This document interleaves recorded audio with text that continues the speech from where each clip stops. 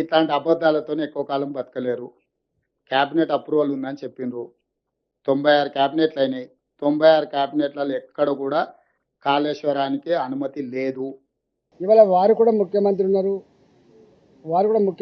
మంత్రులు ఉన్నారు. క్యాబినెట్ మీటింగ్లు అవుతున్నాయి.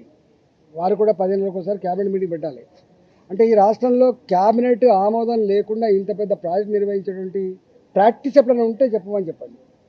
దానికి సంబంధించిన మొత్తం ఆధారాలు ఇస్తామని చెప్పినాం. ఇలా నేను ఇంకొక మాట కూడా చెప్తాను, నన్ను అడగడం కంటే కూడా నా మీద మాట్లాడుతున్నాను. కానీ ఆ క్యాబినెట్లో మంత్రులుగా పనిచేసిన వాళ్ళు ఒక ముగ్గురు అక్కడ ఉన్నారు. ఇప్పుడు ముగ్గురు ఉన్నారు అక్కడ.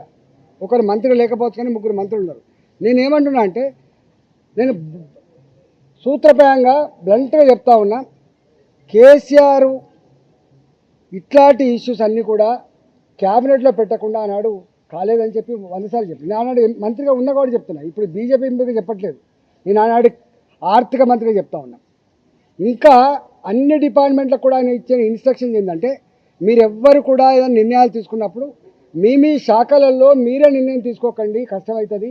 అవన్నిటినీ కూడా క్యాబినెట్ తీసుకురండి, క్యాబినెట్ ఆమోదంతో మాత్రమే చేయమని చెప్పేటువంటి మాట తప్పైతే నేను దేనికంటే అనుకుంటా, రాజకీయాలు తప్పుకుంటా. ఇవన్నీ ఇట్లా మాటలు వాటిగానే బట్టగాల్చి మీదేసు మాట్లాడడం సబగాదు.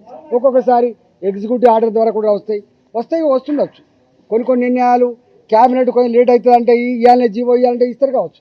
కానీ రెక్టిఫికేషన్ కోసం మాత్రం మళ్ళీ ఆమోదం కోసం క్యాబినెట్కి పోతుంది. క్యాబినెట్ ఆమోదం పొందకుండా ఇట్లా జరగవు, గుర్తుపెట్టుకోండి. నేను ఈ మొత్తం కాళేశ్వరం ప్రాజెక్టులో అంతకు వేరే ప్రాజెక్టులు ఏవైతున్నాయో అవన్నిటి సంబంధించిన డాక్యుమెంట్స్ అన్ని కూడా మీ పేపర్లకు కావాలితే మీకు పంపిస్తాయి. ఇప్పుడు విచారణ జరుగుతూ ఉంది కాబట్టి పంపుతలేదు, కానీ తప్పకుండా డాక్యుమెంట్స్ అన్నీ కూడా మీ ప్రెస్ వాళ్ళకు పంపిస్తా. మీరు మొత్తం స్టడీ చేయండి, దాన్ని మొత్తం బయటపెట్టే ప్రయత్నం చేయండి.